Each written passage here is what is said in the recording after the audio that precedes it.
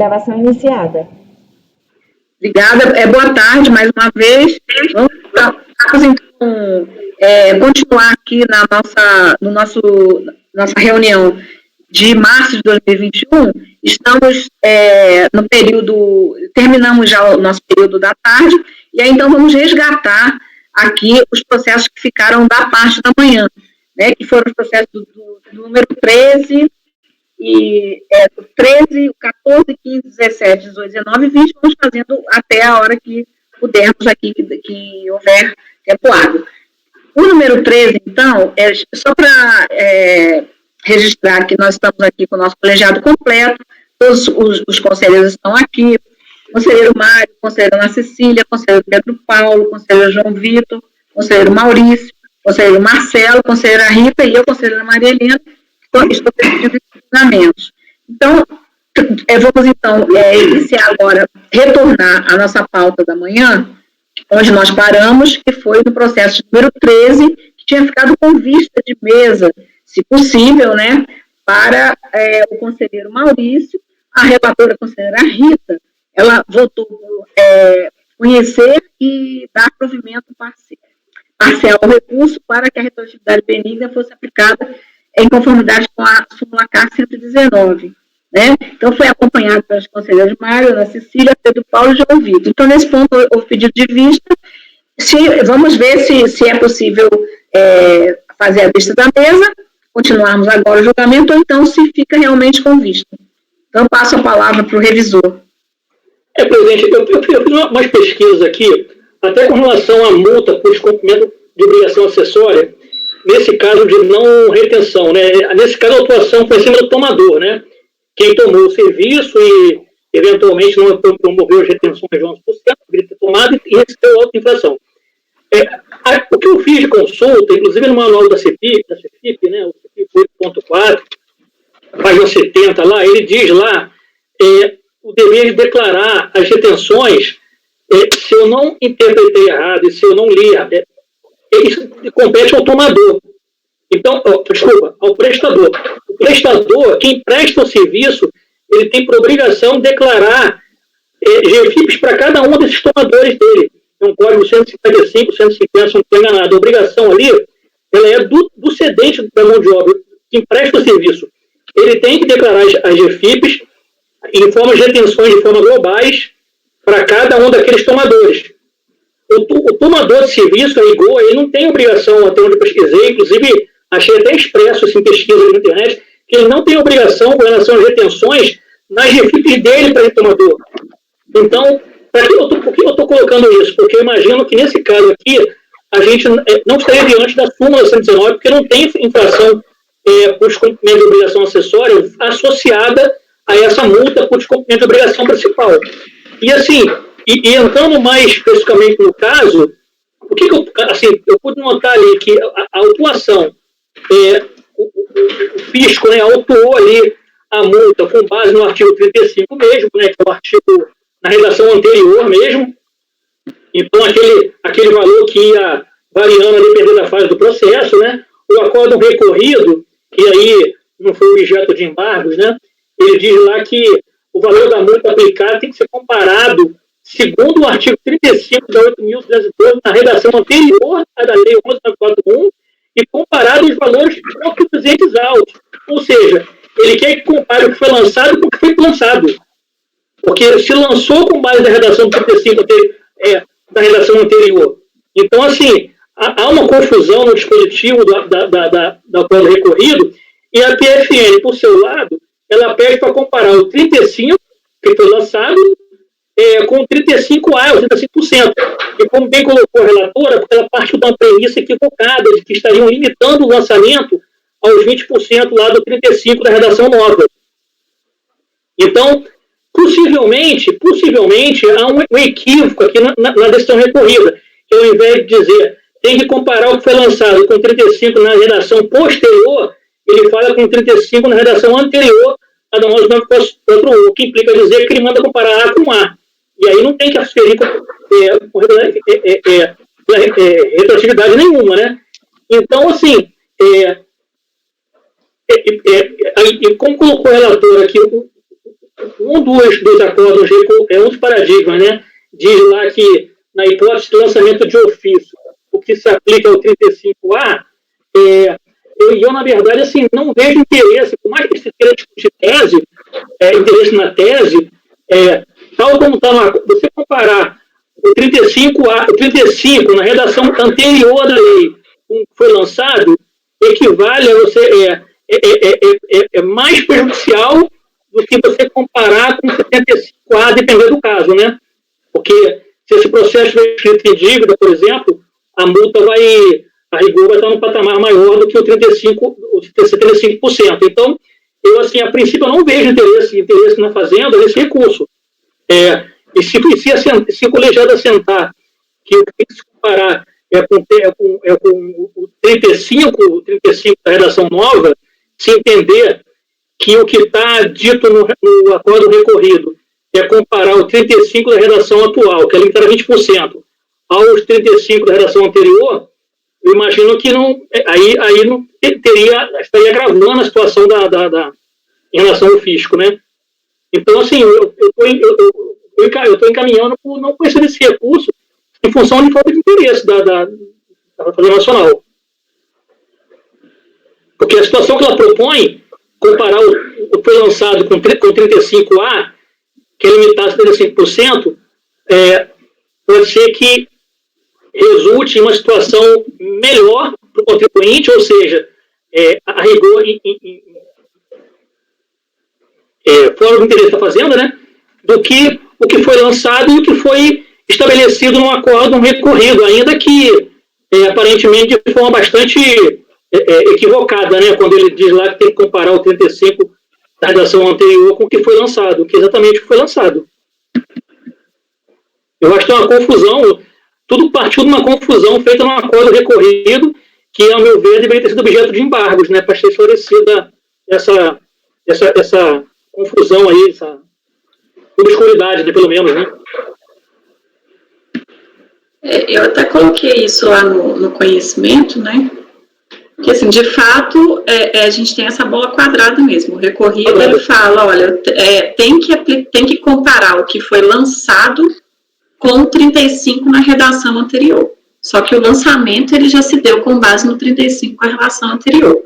Então, não tem, se a gente adotar, né, adotando o acordo recorrido, ele compara, como o Maurício colocou, A com A. Ele não traz um outro dispositivo. Então, você não tem efeito prático, o que eles entenderam pela retroatividade.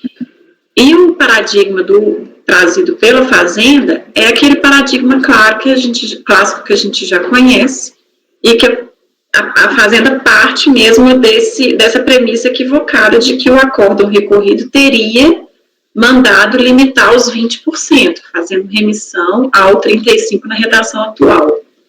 Né? E aí ela conclui para falar, olha, a forma correta de fazer essa retroatividade é comparando o 35% na redação anterior com o 35A, porque ambos têm natureza de multa de ofício, e o artigo 41, o artigo 61, né, que limita aos 20%, ele só se aplica a multa de mora no caso de recolhimento espontâneo do contribuinte. Assim, em razão da conclusão, eu acabei conhecendo do recurso, porque ele traz que o critério correto dessa comparação seria o 35 antigo com o 35A. Mas realmente tem essa premissa equivocada, e aí eu estou aberta ao entendimento, né, do que a gente construir aqui em conjunto.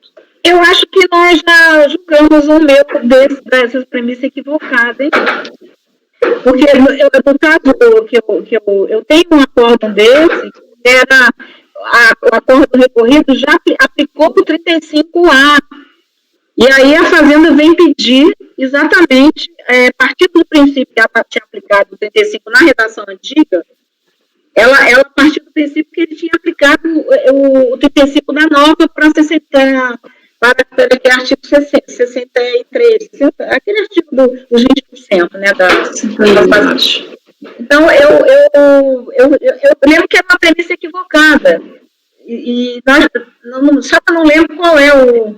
Eu sei que mas nesse caso aí, a premissa é porque eu acho que o que o acórdão recorrido queria fazer, e não fez, eu só acho, só suponho, era mandar comparar os dois 35, redação 9 e redação anterior, que realmente estava 20 e 70. Isso, né, 75 não, 20 e até lá no 100% e tal.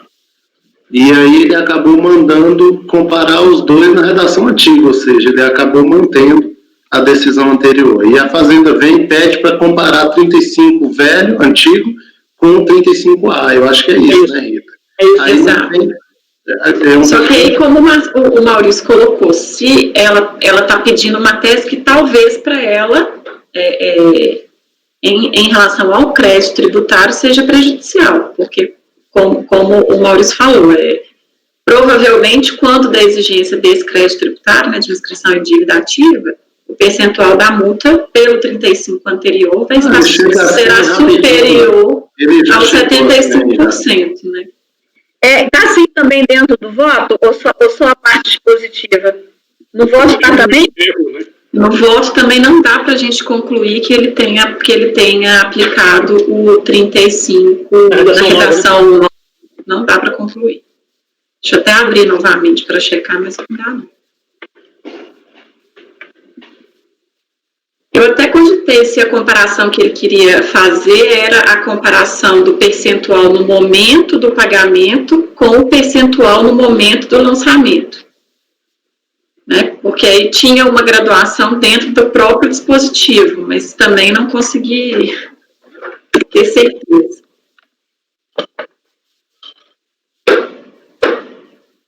Deixa eu abrir aqui.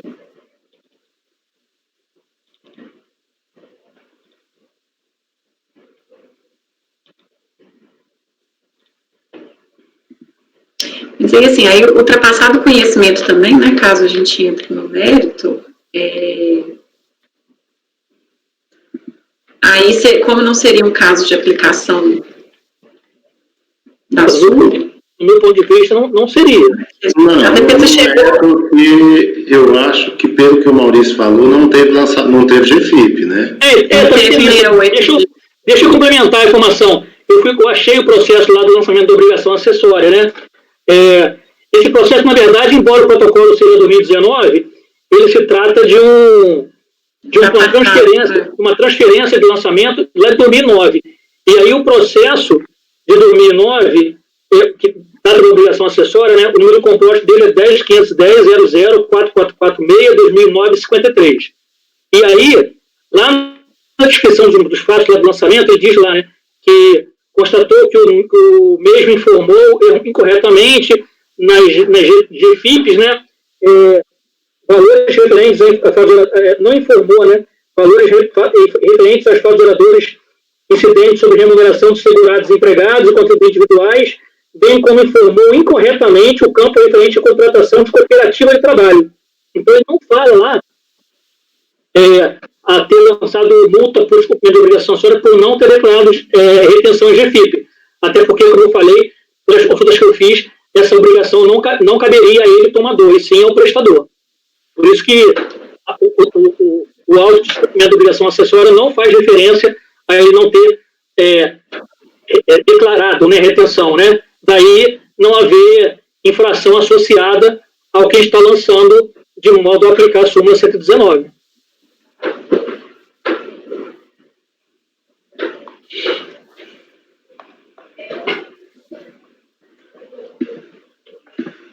Sim, então o conselheiro Maurício está levantando preliminar de não conhecimento?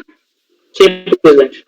Tá, bem, então como ficou com vista de mesa, nós já tínhamos chegado até o Maurício, né, mas estamos discutindo ainda, vamos verificar ainda, voltando atrás aqui, para perguntar para a relatora se mantém o conhecimento. Doutora Maria Helena, por hora eu vou manter, porque assim, embora tenha essa premissa, né, equivocada da Fazenda, acaba que ela conclui que a tese correta para a aplicação da retroatividade seria a comparação entre o 35 antigo com o 35A. Em outras ocasiões, a gente já se debruçou sobre o debate do fato da Fazenda Nacional pugnar por uma tese que, no primeiro ponto de vista, seria desfavorável ao seu interesse, e aí a gente tinha chegado a um denominador comum de que ela teria interesse na tese, e não, né, na manutenção do crédito tributário no valor mais alto possível, digamos assim. Então, que ela entendia que a tese correta era essa, então, independente das consequências que isso traria para o crédito, ela teria, sim, interesse em apresentar um recurso contra essa temática. Então, por enquanto, eu ainda me manifesto no sentido de conhecer. Ok, eu tenho uma dúvida, presidente. Assim, eu até concordo com a Rita que a Fazenda sempre ela se debruçou sobre essa tese. A gente já teve discussões bem anteriores no sentido de permitir, assim, entre aspas, até de dar provimento a recurso da Fazenda pela tese, mesmo sem saber, né? Na maioria dos casos não se sabe o que é melhor, o que é pior. Às vezes se lança pelo 35 antigo, não dá para saber, só quando se faz a comparação e na hora da execução da tese. Agora eu fico com dúvida, Rita, porque aí quando você mantém o conhecimento, fico com dúvida na questão do mérito, porque acaba tendo uma consequência no mérito, e no mérito você mandaria comparar os dois 35, o velho e o antigo, só que isso seria em prejuízo à recorrente. Né? Aí eu não sei se... Não, aí é que está o ponto. Se a gente chegar à conclusão pelo conhecimento, entendendo que há interesse recursal, a parte os conselheiros, eu acho, né, que votarem por dar provimento, entendendo, entre aspas, pela limitação aos 75%, aí eu acho que nem teria problema, porque a gente está chegando à conclusão de que ela tem interesse na tese e não na multa fixada. Sim, aí seria... Porque aí não teria como aplicar aquela tese, que já vou partindo aqui do pressuposto que não tem GFIP. Sim, né? Mas aí é que eu ia chegar. Aí, para mim, no mérito, ela está pedindo para aplicar o 35A. Isso. Como eu não estou vinculada aqui à súmula nesse caso, eu continuaria aplicando a portaria 6, né? Sim, agora o problema é esse, Rita. Só que aí eu negaria provimento para manter o acordo recorrido, já que eu não posso mandar comparar com os 20%. Para não ter o reformacho. Exato. Eu negaria provimento com fundamento na portaria, no novo entendimento lá da lista de dispensa e manteria o recorrido. Mas olha que o efeito prático seria o mesmo. Uhum. Olha que situação inusitada, né? A eventual desprovimento do recurso vai acabar beneficiando a rigor o recorrente, né? Se ele tiver o recurso desprovido, a rigor o crédito tributário vai se dar em valor maior, né? Na verdade, eu nem sei, porque considerando as normas internas de execução, talvez eles executem a multa da forma como é vigente hoje. Então, independente do nosso resultado do julgamento aqui, entendeu? Eu só acho, Maurício, assim, eu ainda continuo batendo na tecla de que quem registra até porque a GFIP, só para pegar uma nota da GFIP lá na mesma página que você falou, página 70, você for lá, item 3, o movimento... Mas aí, Mário, nesse caso aqui, não vai adiantar. É só para esclarecer que o movimento ali, essa referência da página 70 é o movimento do tomador de serviço, não é do prestador. Mas eu acho que não se lança porque talvez não se considere isso aqui um fato gerador da contribuição, mas só o fato gerador da retenção, e talvez por isso não se lance. Mas esse é o movimento no tomador. Eu vi aqui, Mário. Dá uma olhada aí porque como a gente está aqui... É página 70, você falou, não é isso? Não, mas vai lá, só você indo no índice lá, chega na página 70 do índice, que você vai ver lá, item 3, movimento de tomador / obra. Então, é tanto o tomador de serviço prestado por seção, ou o tomador de serviço no caso de obras de construção civil. Podemos, então, tomar os votos do... Podemos, presidente. Eu vou fazer uma pergunta, até por conta dessa dúvida da GFIP e tal, os paradigmas não tinham que ser de serviço também prestado por cessão de mão de obra? É porque o paradigma ele não pede o somatório. Exatamente. Então, a GFIP lá não seria relevante. Entendi. Tanto que se a gente aplicasse a súmula aqui, a gente daria provimento parcial. A conselheira, então, vou tomar então o conhecimento, né? A conselheira Rita está conhecendo do recurso, e aí então eu vou retomar, conselheiro Mário.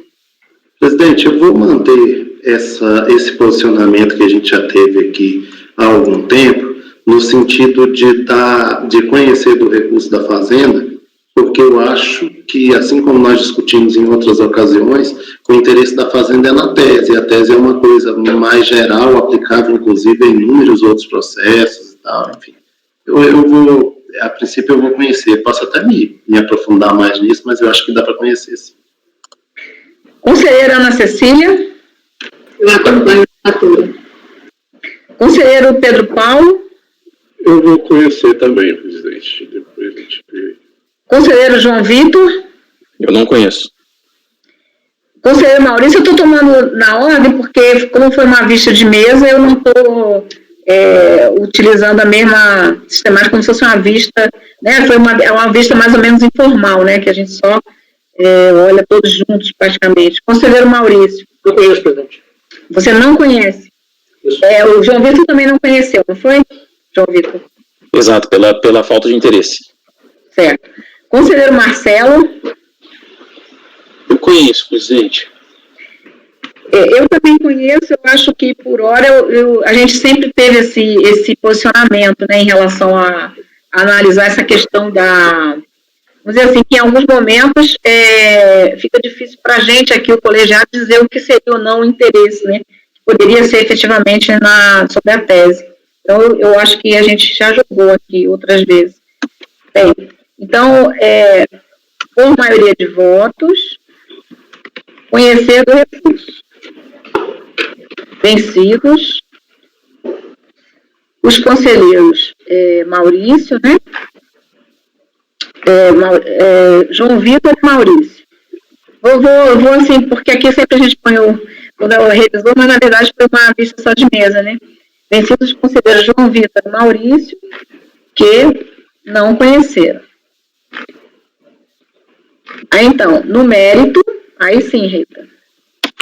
Passar para o mérito. Então, aí no mérito aqui, então, né, concluindo que a obrigação acessória aqui, que ao que nos parece seria o AI de número 37.268.107, dígito 3, ele não contempla multa que é correlacionada a essa obrigação principal de ausência de retenção, né, e recolhimento.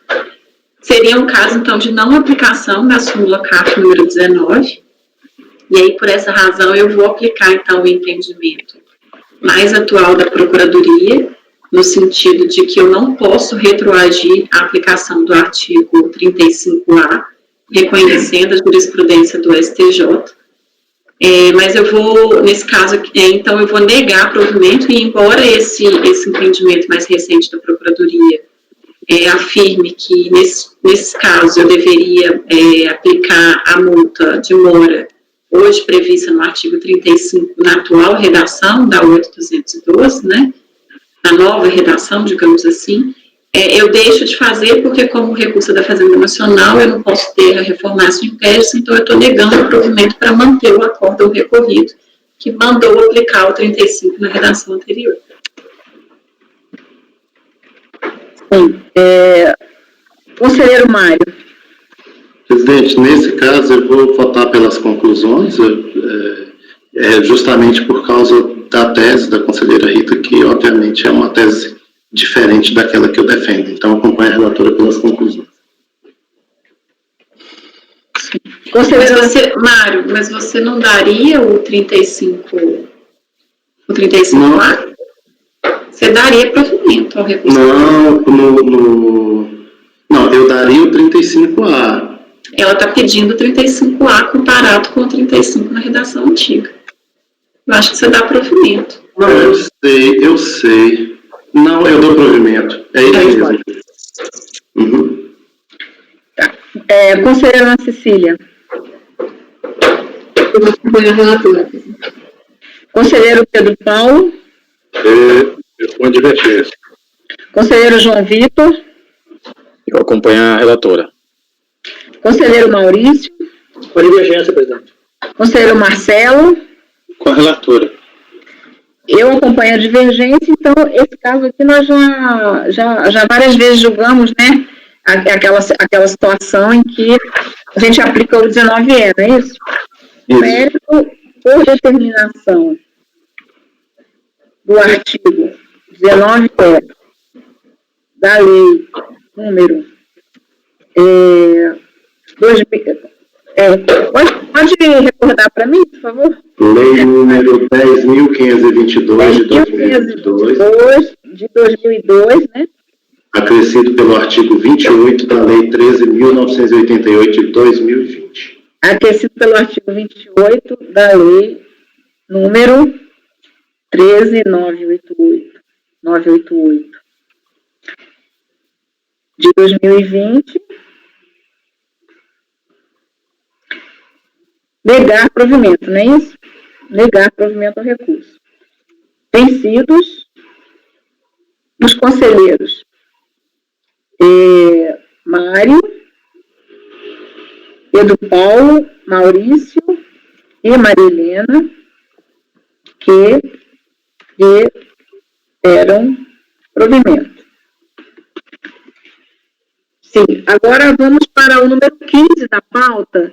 É um embargo, né, de relatoria do conselheiro João Vitor, contribuinte Venus Factory Fomento Comercial Limitada. É um embargo de conselheiro, né? Isso. O 14, presidente. Hein? Só me desculpe, é porque eu não anotei o 14. Desculpe, é o 14. Não, desculpe, eu pulei o processo. Nós temos o 13. Obrigada, desculpa. Obrigada, Mário.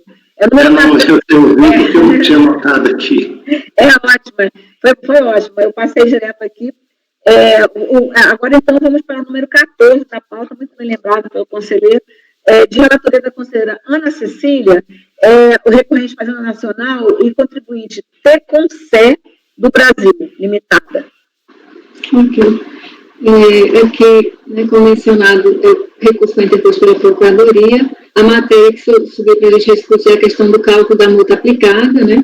Aí, abaixo, colação dos argumentos que foram trazidos pela Procuradoria, né? Aqueles argumentos de praxe trazidos normalmente pela Procuradoria. E aí eu menciono que o sujeito passivo não apresentou contrarrazões.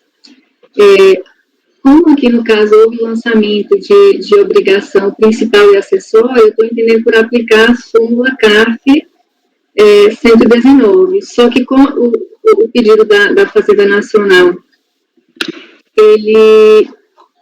a Fazenda Nacional pede que o auto de infração, deixa eu só ver, deverá apreciar a norma mais linear, se as duas multas anteriores ou a do 35A.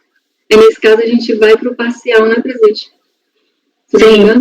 Então, aí no final eu coloco, eu estou entendendo, por conhecer o recurso no mérito, dar-lhe para parcial provimento para aplicar a multa nos termos denunciados em súmula CARF 119.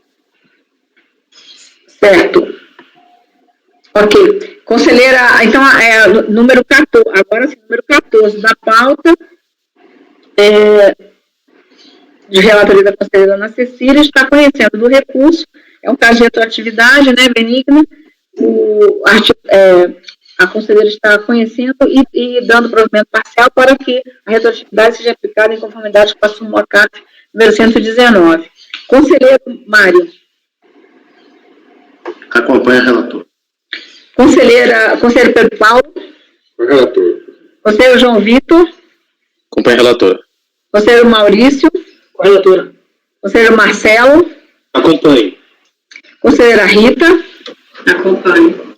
Eu também acompanho, então, por unanimidade de votos, conhecer o recurso e no mérito, isso é o número 14. Dá-lhe provimento parcial para que a retroatividade benigna seja aplicada em conformidade com a súmula CAF número 119. Agora sim, vamos para o número 15, que agora sim os embargos, a contribuinte Venus Factoring Fomento Comercial Limitada, e é um embargo de conselheiros, de relatoria do conselheiro João Vitor. Pois não. Em sessão plenária de 17 de novembro de 2020, foi julgado o recurso especial interposto pela Fazenda Nacional e pelo sujeito passivo, proferindo sua decisão consubstanciada no acórdão que eu transcrevo. A decisão foi registrada no sentido de conhecer do recurso especial do contribuinte no mérito em dar-lhe provimento, e acordam ainda por unanimidade de votos em não conhecer do recurso especial da Fazenda Nacional por perda de objeto.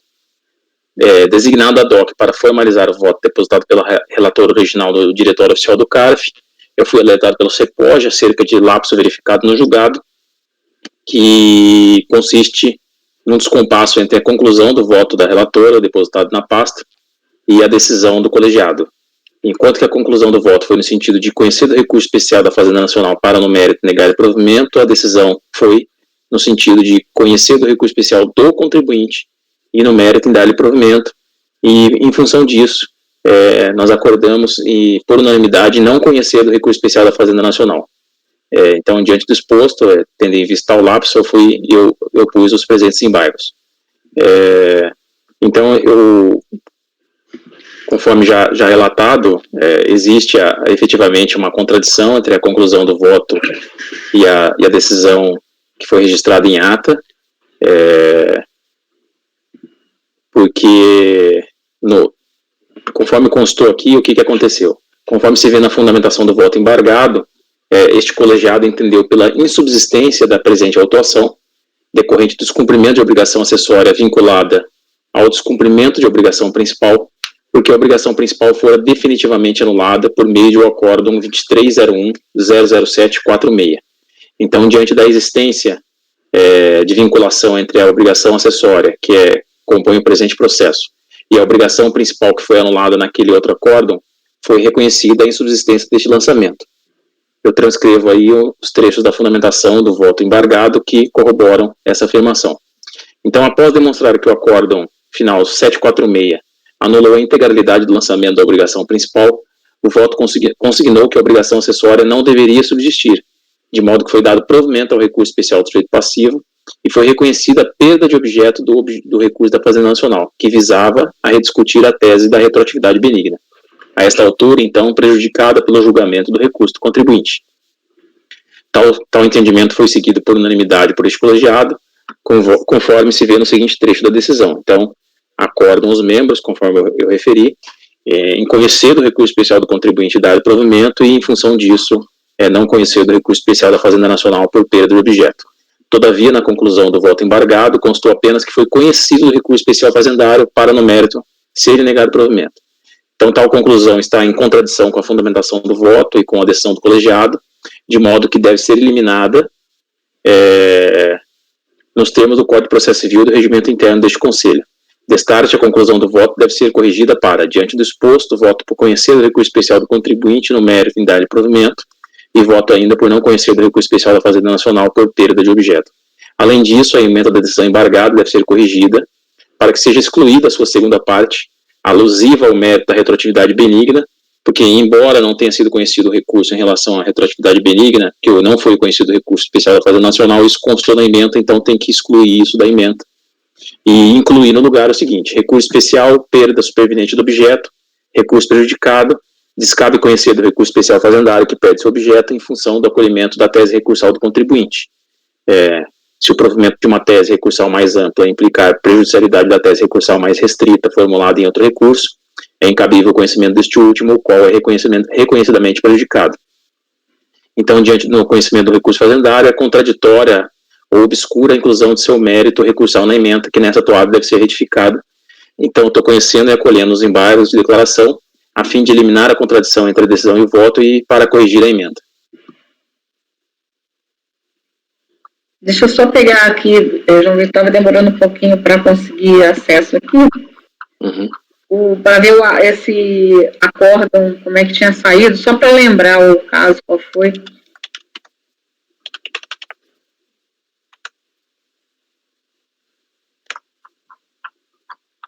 A decisão saiu correta, não é isso? A parte dispositiva. E aí o voto é que tinha que ser adaptado, acabou não sendo, né? O voto e principalmente a conclusão do voto. A conclusão do voto e a emenda teria que ser retirada daquela parte, né? Isso, exatamente. Certo. E então, o conselheiro está, deixa eu só conhecer e acolher os embargos para, sanando, eu vou colocar bem genérico, como a gente coloca aqui, né? Os vícios apontados no acórdão número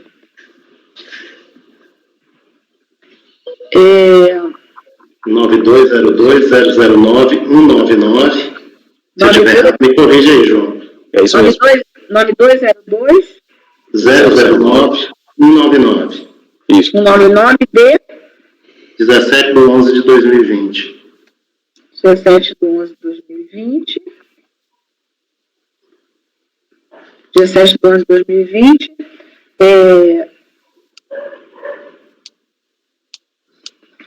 Corrigir a conclusão do voto, né? Bem como a emenda, né? Bem como a sua emenda. Aí vou colocar assim, ó, adaptando-os ao que foi efetivamente decidido. Pode ser? Pode. É só para ficar genericamente aí, né? Aqui. Porque a decisão estando correta, né? A gente então tem que adaptar, chegando à conclusão que a decisão é correta. Às vezes acontece de ser uma anotação errada, né? Nesse caso, ainda bem que é um caso bem recente. Só repete o finalzinho, hein, presidente? Olha, eu coloquei assim, ó, conhecer e acolher os embargos para, sanando os vícios apontados no acórdão número 9202-009-199, de 17/11/2020, corrigir a conclusão, corrigir a conclusão do voto, bem como a emenda, adaptando-os, o final do voto e a emenda, ao que foi efetivamente decidido pelo colegiado. Ficou ok? Assim? Pode ser? Então, vou tomar os... ok, Mário? Anotou? Vou tomar, então, os votos, né? Conselheiro Mário. Acompanha o relator, presidente. Conselheira Ana Cecília. Com o relator. Conselheiro Pedro Paulo. Com o relator. Conselheiro Maurício. Acompanhe, presidente. Conselheiro Marcelo. Acompanhe. Conselheira Rita. Acompanho. Eu também acompanho, então, por unanimidade de votos, conhecer e acolher os embargos, passando os vícios apontados no acordo 9202-009-199, 17/11/2020, corrigir a conclusão do voto, bem como a emenda, adaptando-os ao que foi efetivamente decidido pelo colegiado. Agora, então, vamos para o número... Eu não estou acostumada com esse computador aqui. Ele corre assim. É mais rápido do que o outro. Nós, então, agora iríamos para o número 16 da pauta, não é isso?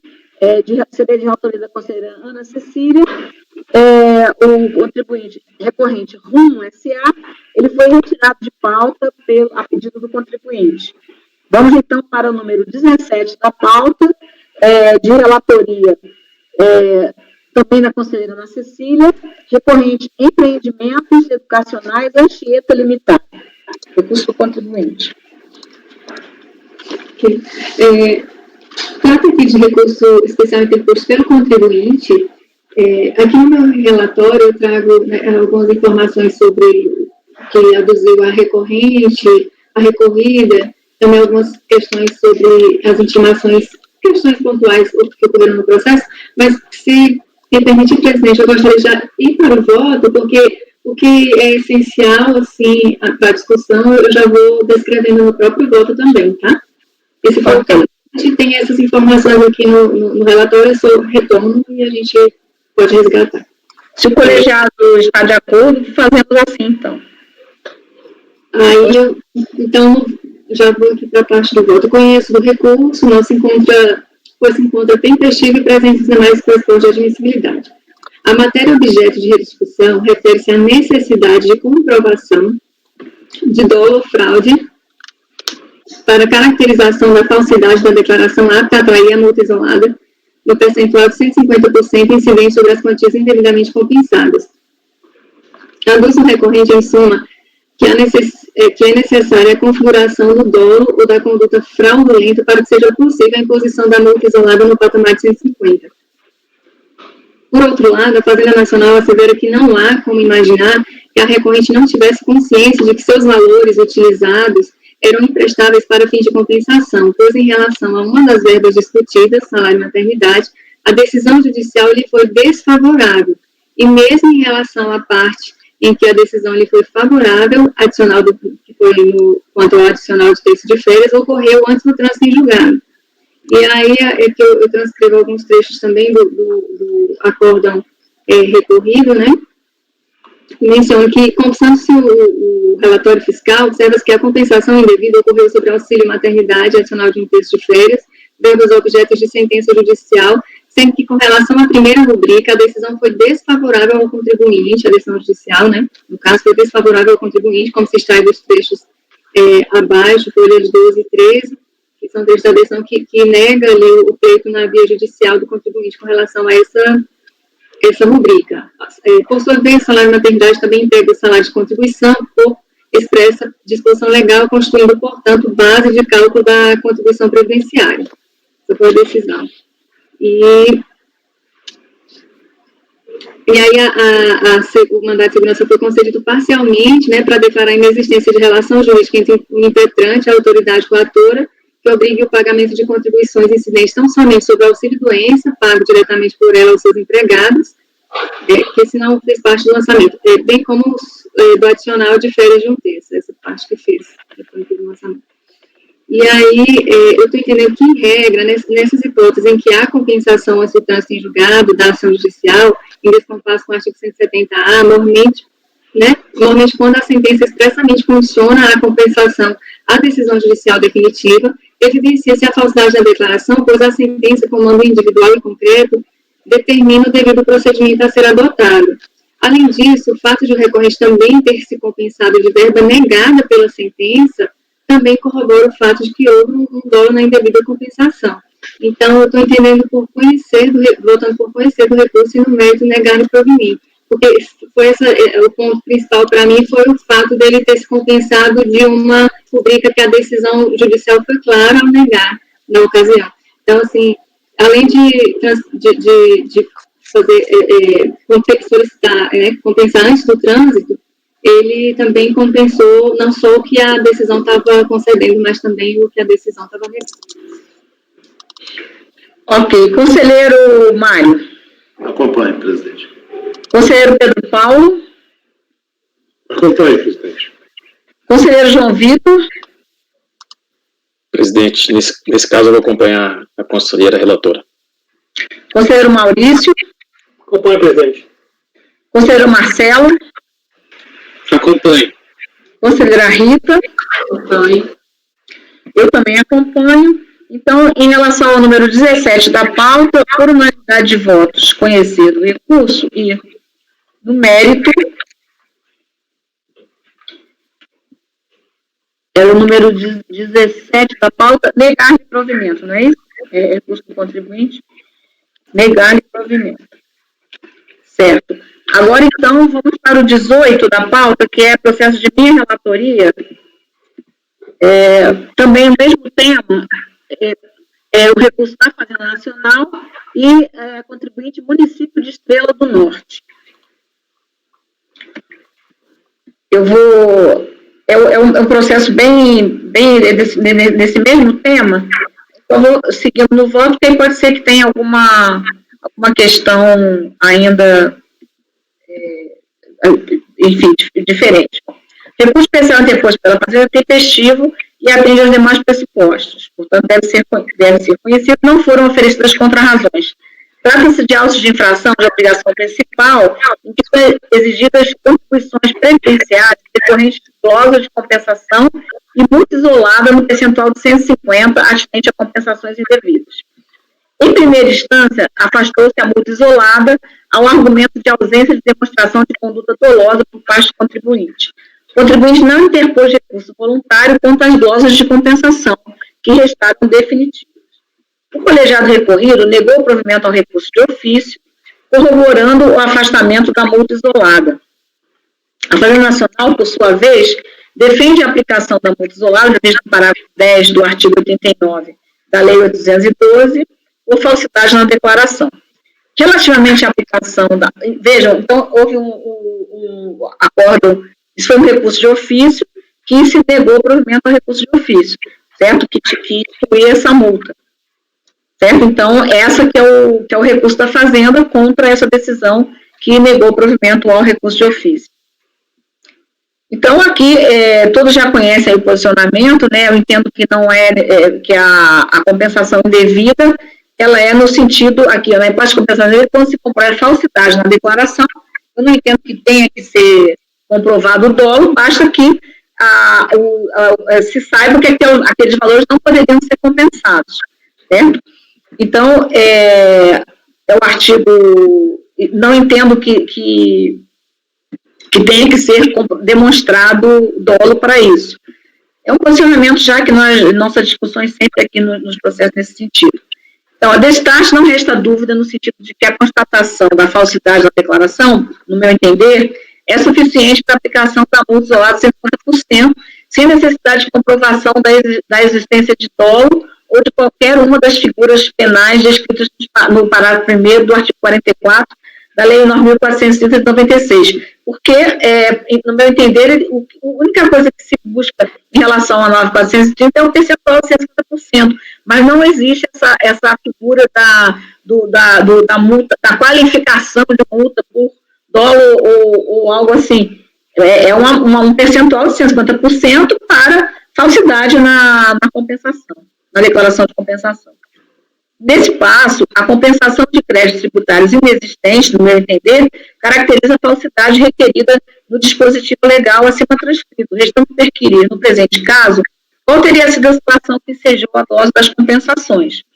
Com essas considerações, reitera-se que o relatório fiscal de folhas 16 a 43 especifica que, entre os valores compensados, encontram-se verbas pleiteadas em ações judiciais em trânsito em julgado, assim como verbas em relação às quais o contribuinte não possuía decisão judicial favorável ou que sequer estavam sob demanda judicial, além de contribuições recolhidas sobre subsídios dos agentes políticos relativas a período posterior à alteração legislativa que introduziu o inciso J, no artigo 12 da Lei 812, e valores relativos a diferenças de alíquotas de RAT, sem retificação das respectivas GFIPs do período.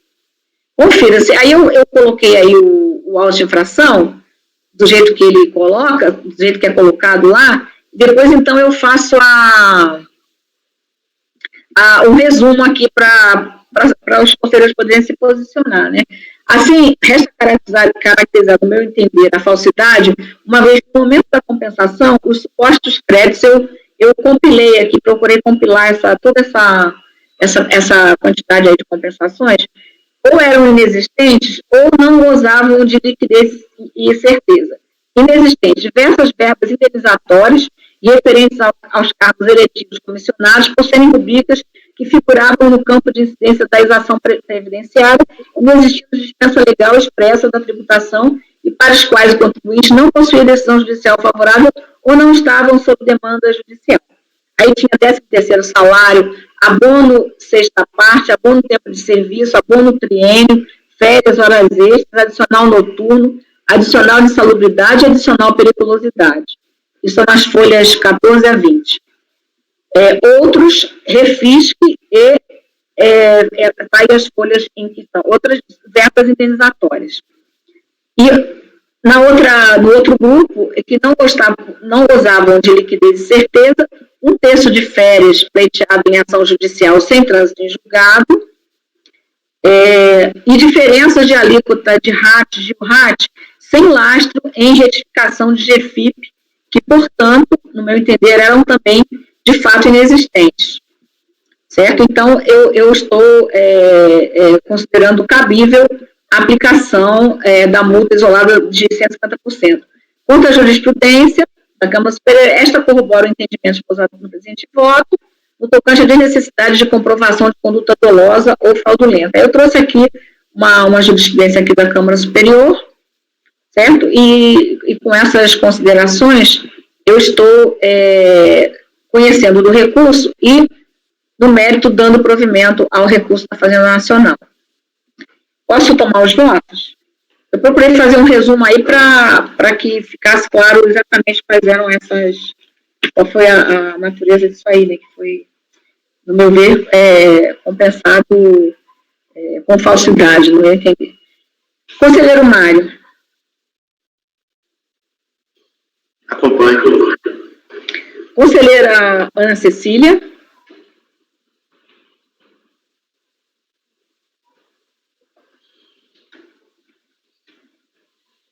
Microfone, Cecília. Esse aqui tem um pouco diferente, que ele tem 2 partes, né, no lançamento. Uma havia decisão judicial, né, e aí o contribuinte se compensou antes do trânsito, com relação a umas rubricas, e na outra parte ele não... Tem várias coisas aí, eu até coloquei o auto de infração aí em cima para se verificar tudo que estava um pouco embolado, aí eu separei. Sim. Ficou entendido, Ana Cecília? Sim, entendi. É porque, normalmente, com relação a essas outras verbas, que, de fato, até são verbas que, sobre as quais houve muita controvérsia judicial, aí eu tenho tendência de entender que não tem como considerar aqui a falsidade sobre essa primeira parte, né, que é essa, nas quais não houve ação judicial. Então, eu não entenderia que seria aplicável a multa para todas as rubricas, apenas para a parte em que estava abrangida pela decisão judicial. O recurso, deixa eu só conferir o recurso Eu, sinceramente, eu não estou lembrando, era tanta verba e tanto processo que eu já não lembro se tinha esse caso, assim, se algumas delas ele tinha decisão. Assim,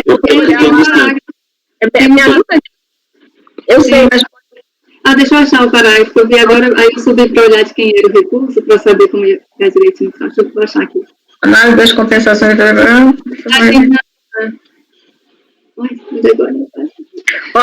Um terço de férias, esta rubrica é a única amparada judicialmente, pela não exigência, certo? Página 5. É a única amparada judicialmente, tá? Bônus sexta parte, também não foi acolhida em sentença ou decisões, tá? Não constou em sua petição inicial e também não está amparado no processo. Veja, aqui está bem mais explicado, né? Não constou em petição inicial e também não foi acolhido na sentença. Ó. Isso aqui, esta rubrica... não foi acolhido, não, então foi objeto de decisão judicial. Não. Estou dizendo que não consta na petição inicial. Não consta na petição inicial e não foi acolhido em sentença ou decisões. Esta rubrica é considerada remuneração pela legislação previdenciária. Não está amparada por processo judicial, certo?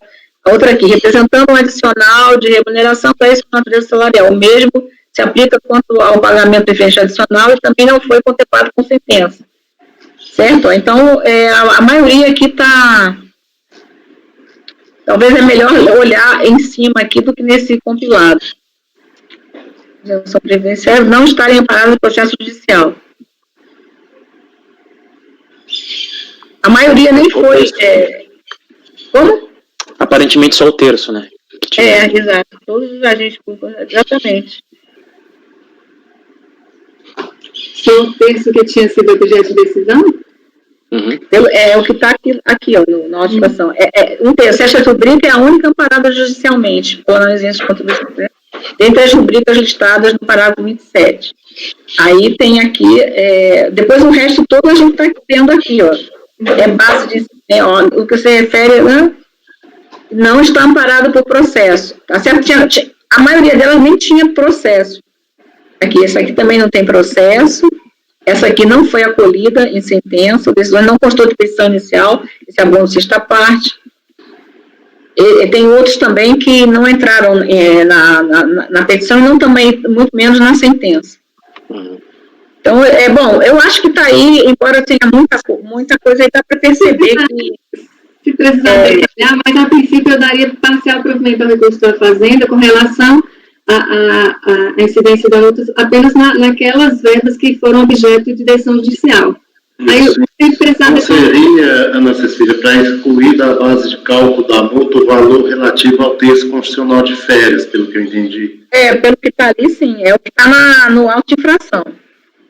Não houve também... Porque as demais não foram amparadas em decisão. Essa aí tinha decisão, pelo que eu entendi. Não, assim, eu entendo que ela não podia compensar antecipadamente, aliás, antes do trânsito em julgado, ela não podia compensar a verba, mas entendo que aquela que não foi objeto de decisão judicial e que são temas controvertidos na jurisprudência, eu entendo que não há uma falsidade, pode ter ocorrido um equívoco. E aí, nesse caso, eu afasto. Aí é um pouco contra...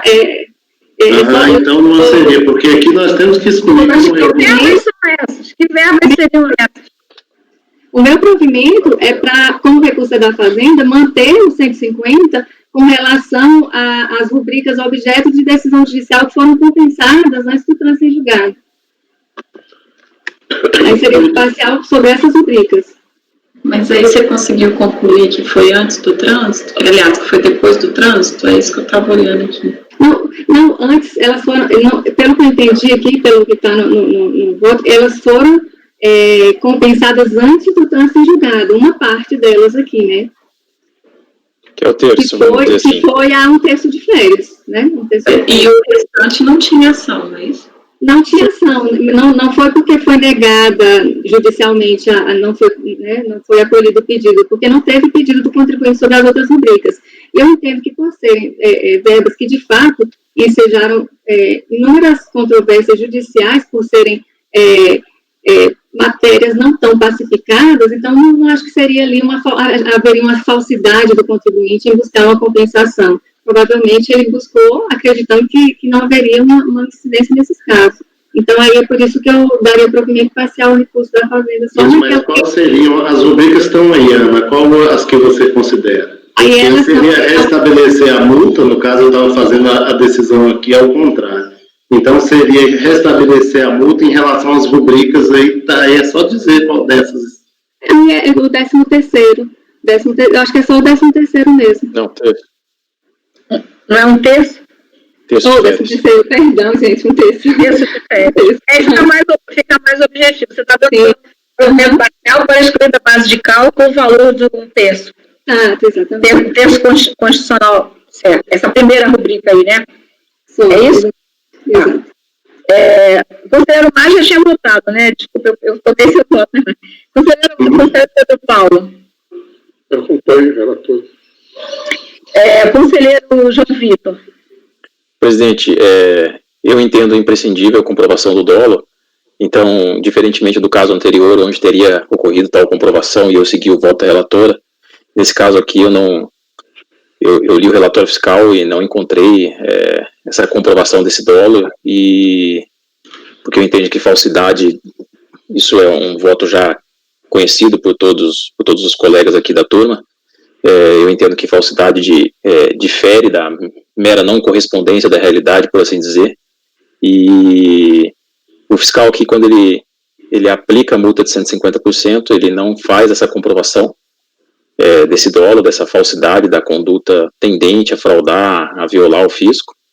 Então, embora o contribuinte tenha se utilizado de verbas aí que realmente tenha apurado créditos, né, sobre verbas que não poderia apurar, eu entendo que não houve a comprovação do dolo. Nesse caso aqui, eu negaria provimento, eu voto por negar provimento ao recurso da Fazenda Nacional. Sim. Conselheiro Maurício. Com a relatora. Conselheiro Marcelo. Com a relatora. Conselheira Rita.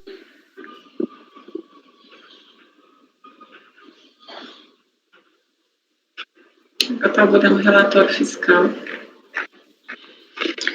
Eu praticamente copiei aí ele aí em cima para ficar mais fácil, né? Mas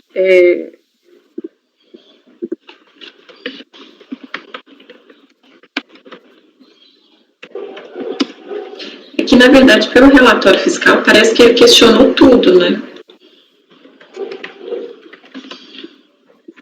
Só que aí, como não...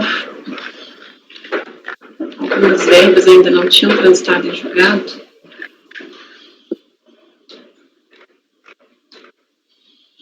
O Rita, ele não questionou tudo, assim, judicialmente não.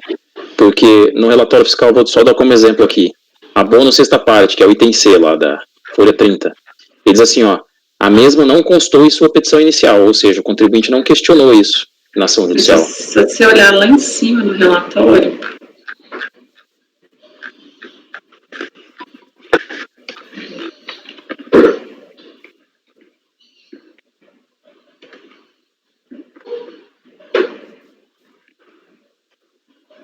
hora extra, férias indenizadas, férias em pecúnias, férias, texto condicional, aviso prévio, salário educação, auxílio creche, auxílio doença, auxílio acidente, auxílio transporte, abono, abono único, gratificações, salário maternidade, 13ª, adicional de periculosidade, adicional de insalubridade, adicional noturno.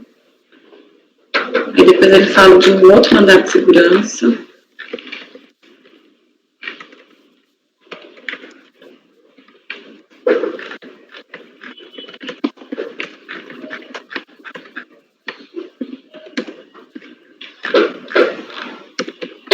Vou acompanhar a relatora pelas conclusões, doutora Maria Helena, porque aqui a gente tem talvez uma graduação diferente para essa questão do dolo, mas considerando o volume, né, de verbas que foram compensadas, considerando que esse processo, ele, ao que parece, ele ainda não tinha transitado em julgado, e inclusive algumas verbas que sequer, né, como a questão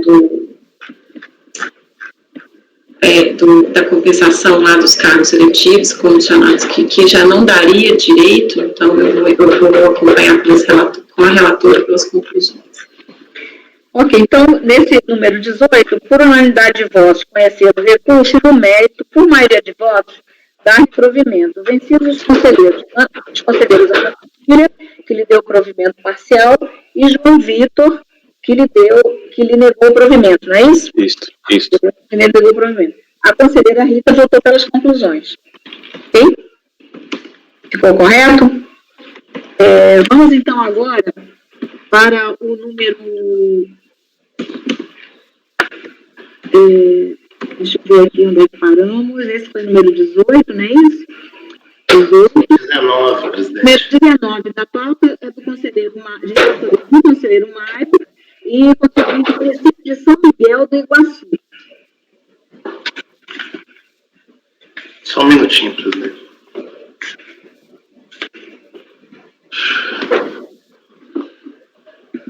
Acho que está na pasta aí já, né?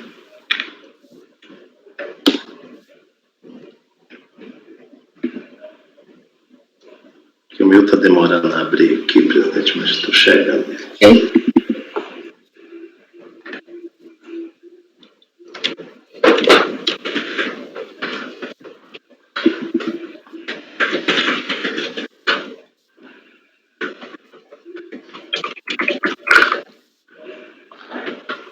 Ok. Recurso, presidente, Shed Hospital. Mário, o número do processo e o nome do contribuinte não está batendo. Não, é São Miguel do Iguaçu mesmo. Só porque eu devo ter salvado aqui, devo ter utilizado uma máscara aqui e coloquei o nome errado. Mas deixa eu só entrar no processo aqui, João, só para eu não correr o risco de cometer alguma impropriedade.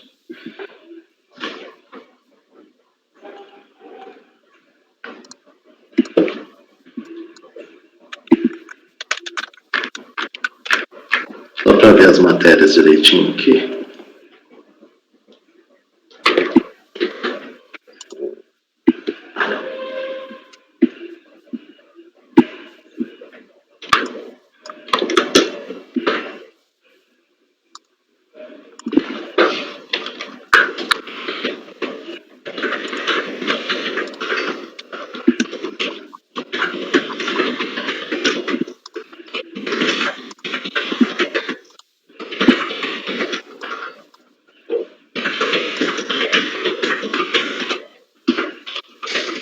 município de São Miguel do Iguaçu. Estou só aqui, presidente, é exatamente multa da lei, multa do parágrafo 10 lá do artigo 89, e depois adicional de um texto de férias. É isso mesmo, só errei aí, João. Errei não, só usei uma máscara e não tirei o nome, não alterei o número do processo, o nome do contribuinte, mas já faço isso. Ok, obrigado. Certo. Então, presidente, vamos lá. Trata-se de autos de infração, né, decorrente da glosa de compensação de indevidos, debicade que eu indico aí, final 832-2, e multa de 150% em virtude, lá, de acordo com a fiscalização, de falsidade da declaração apresentada pelo sujeito passivo, que é o debicade 5103-833-0. De acordo com o relatório fiscal, as compensações indevidas referem-se a contribuições previdenciárias incidentes sobre parcelas consideradas pelo sujeito passivo como de natureza indenizatória e contribuições recolhidas a títulos de SAT-RAT. Quanto às parcelas consideradas indenizatórias pelo contribuinte, o relatório fiscal traz os seguintes detalhamentos. Aí vou fazer a leitura aqui, do item 5.1.1, que diz o seguinte: no tocante ao recolhimento das contribuições previdenciárias incidentes sobre parcelas indenizatórias como não integrantes da base de cálculo do tributo, o sujeito passivo incluiu na planilha período tal a tal os valores a título de um terço de férias, né? Um terço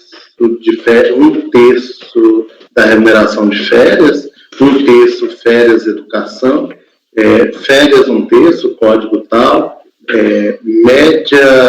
médias férias um terço, enfim, horas extras 50%, horas extras 100%, sobre aviso, código tal, aviso prévio indenizado. Então aí tem diversas coisas. A autoridade autuante esclarece que o município de São Miguel do Iguaçu não efetuou o pagamento ou recolhimento indevido ou a maior que o devido de contribuições previdenciárias previstas nas alíneas A, B e C do parágrafo 1 do artigo 11 da Lei 8.212 e também nos incisos 1 e 5 do parágrafo 1 do artigo 195 do Regulamento da Previdência Social. Esclarece ainda que a glosa das compensações ocorreu pelo fato de as parcelas ditas indenizatórias integrarem a base de cálculo das contribuições com respaldo na legislação e por inexistir decisão judicial que pudesse amparar os procedimentos adotados pelo contribuinte. Aí vem que em sessão plenária da data tal aí foi julgado o acordo 2301-004365, eu trago a emenda. A decisão foi no sentido de, por unanimidade de votos, negar provimento ao recurso.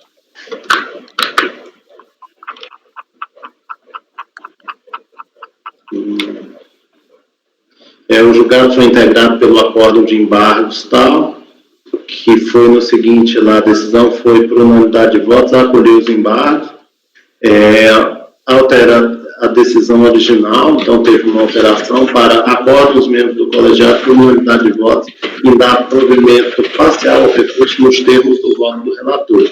Então aqui, da análise dos acordos de recurso voluntário e de embargos, conclui que o colegiado ordinário acolheu parcialmente as razões apresentadas no apelo do contribuinte para afastar a glosa da compensação efetuada sobre o texto de férias e cancelar a multa isolada de 150%. Então, fiz esse esclarecimentozinho aqui porque as decisões, só pelo registro aqui, talvez não dê para ver isso direitinho, mas entrando nos votos, dá para ver que a questão é só essa mesmo, são essas duas mesmo.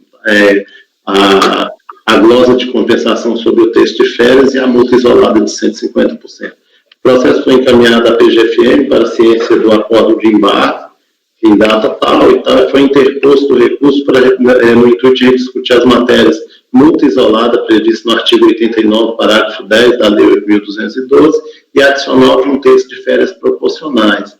Então, presidente, é isso, apresenta os paradigmas e as razões da Fazenda Nacional.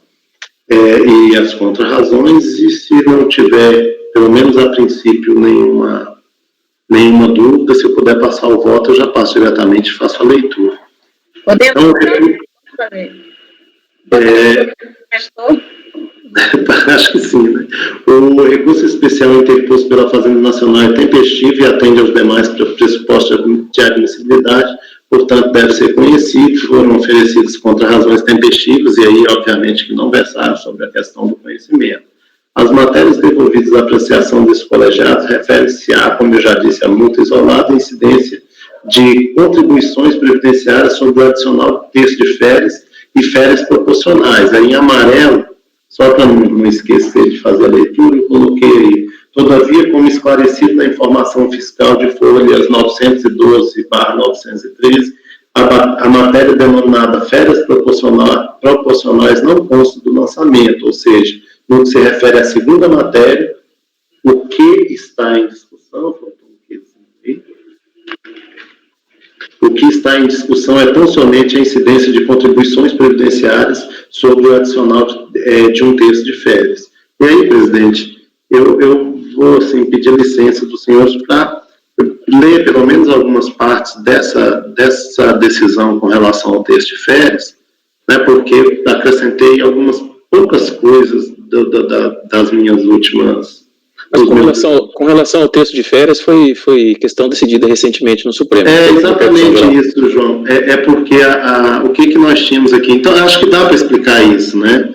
Uhum. O que a gente tinha aqui era inicialmente uma discussão sobre se aquela decisão do STJ, está escrito aqui tudo bonitinho, quer dizer, não vou me lembrar do nome da decisão. Se a decisão do STJ, em sede de repetitivo, se ela seria definitiva, né? Porque tinha uma decisão e aí a discussão era essa. Depois, é claro que existia por parte, essa discussão, ela foi levada também ao Supremo Tribunal Federal, né? E o Supremo Tribunal Federal, e lá no STF, salvo engano, se eu não estou...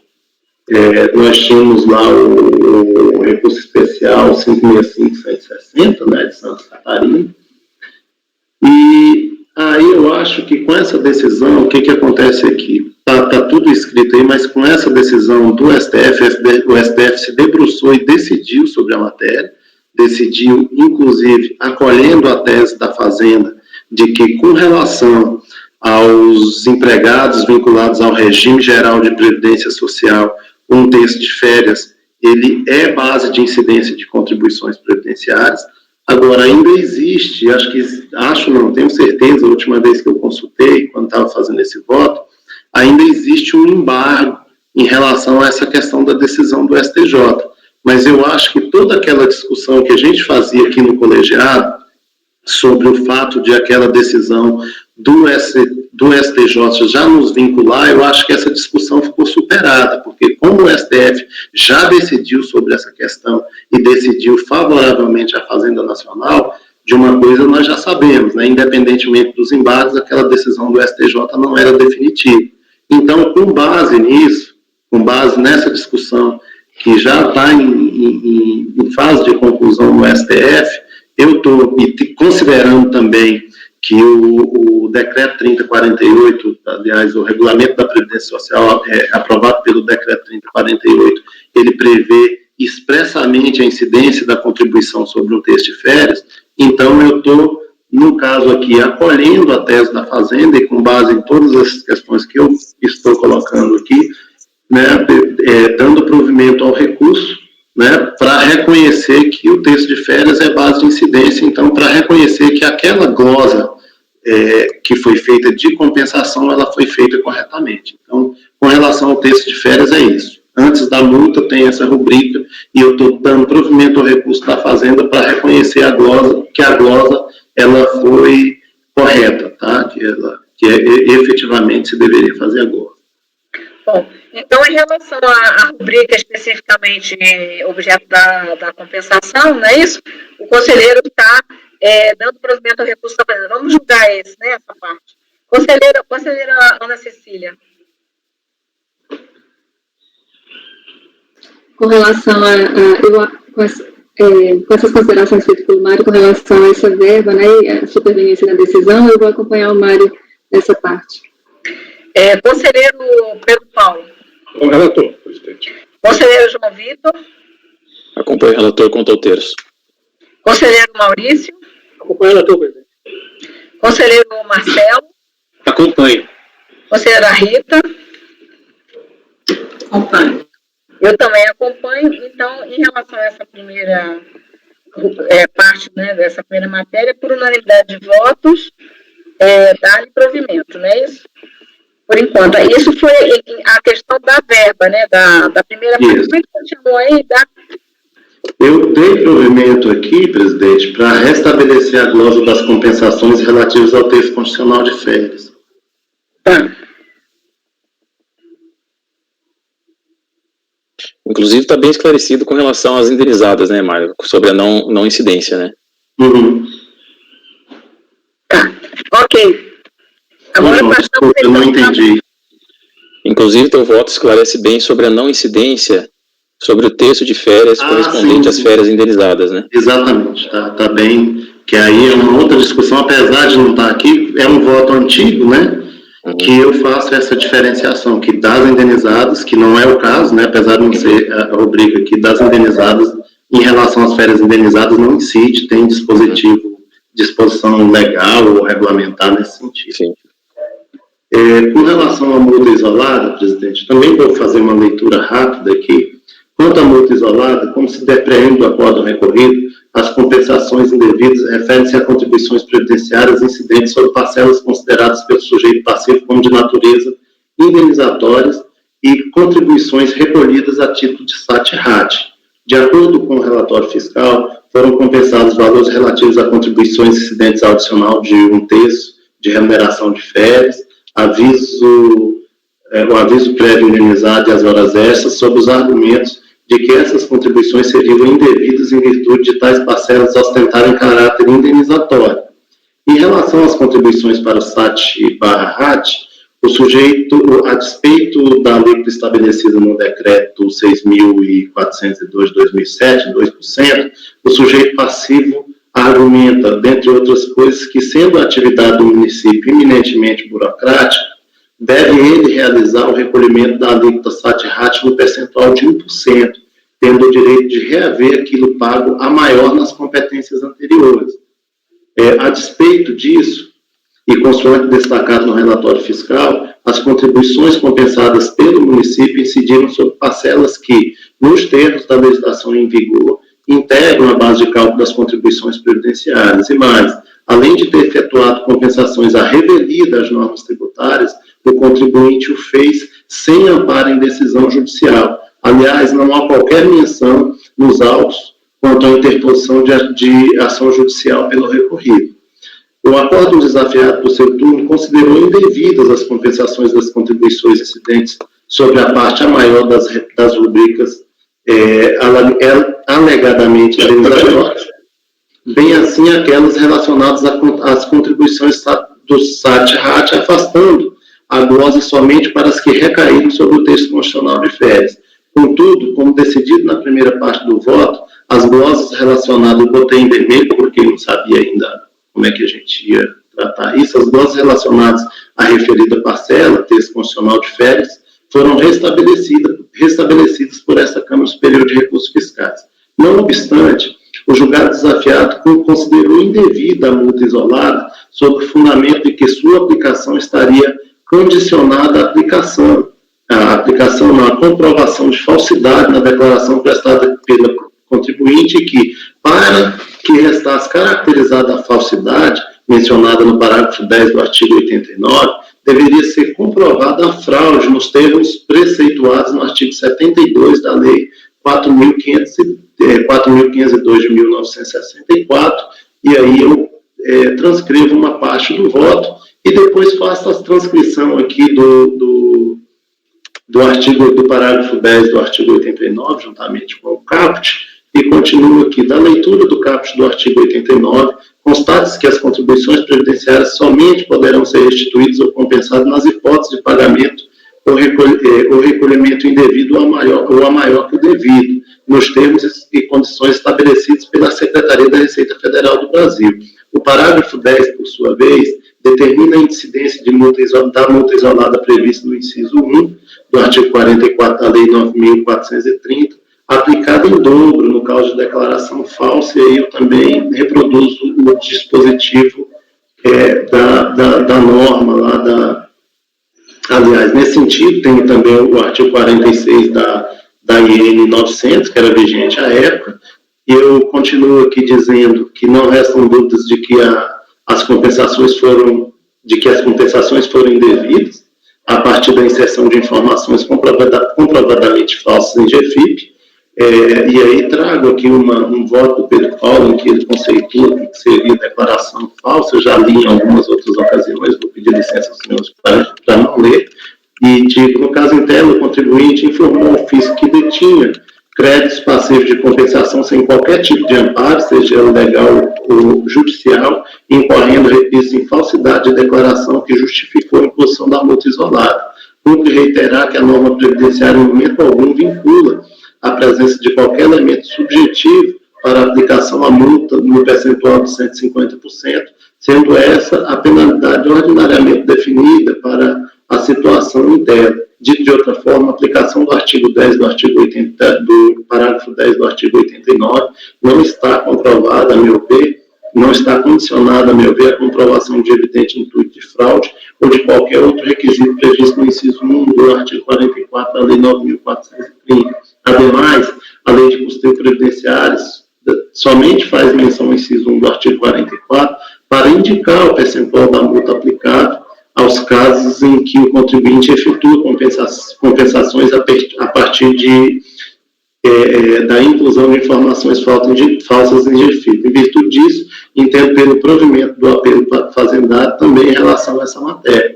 Então, não sei se eu esclareci quais eram as matérias, presidente, mas tem essa questão do SAT, tem a questão do texto de férias, que, como dito por alguns colegas, é uma situação que foi realmente controvertida, né? Hoje eu acho que já está se encaminhando para ficar tranquilo. E tem algumas outras que eu citei aí no início do voto, se vocês quiserem, eu faço a leitura novamente, mas, salvo engano, são horas extras, 50%, horas extras, 100%, aviso prévio indenizado, né? Então tem tudo isso aí, mas já adianto para os senhores que o colegiado recorrido, a única coisa que ele restabeleceu foi um texto de férias. Essas outras ele todas considerou como sendo de caráter remuneratório, a despeito das discussões que a gente tem aqui. Bem, então o conselheiro, em síntese, está dando provimento ao recurso, nas duas matérias. Isso. Conselheira Ana Cecília.